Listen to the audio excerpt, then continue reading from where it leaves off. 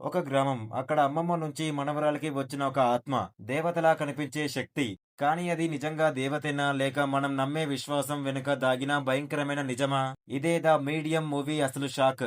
ఈ కథ థాయిలాండ్‌లో జరుగుతుంది. ఒక కుటుంబంలో తరంతరంగా వచ్చే దేవత ఆవహించడాన్ని నమ్ముతారు. ఒక అమ్మాయి మీద ఆ శక్తి ప్రభావం పడుతుంది.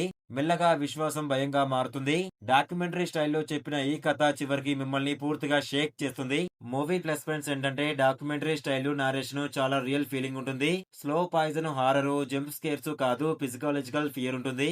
యాక్టింగ్ నేచురల్ గా ఉంటుంది. సినిమాటోగ్రఫీ రా రస్టిక్ గా ఉంటుంది. లాస్ట్ 30 మినిట్స్ మాత్రం మెంటల్లీ డిస్టర్బ్ చేస్తాయి. మైనస్ పాయింట్ ఏంటంటే ఫస్ట్ హాఫ్ చాలా స్లోగా ఉంటుంది. హారర్ ఎక్స్పెక్ట్ చేసిన వారికి పేషెన్స్ కావాలి.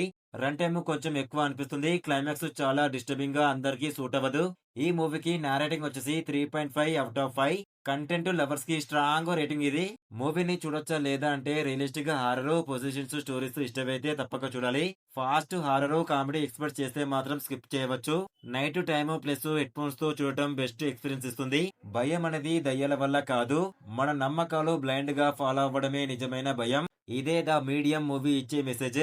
ఇలాంటి ఇంట్రెస్టింగ్ మూవీ రివ్యూస్ కావాలనుకుంటే మన ఇన్‌స్టాగ్రామ్, టెలిగ్రామ్, వాట్సాప్ గ్రూప్ లో జాయిన్ అండి. బెస్ట్ మూవీస్ వస్తాయి ప్రతిరోజు. డిస్క్రిప్షన్ లో లింక్ ఇచ్చాను. ఓపెన్ చేసి చూడండి.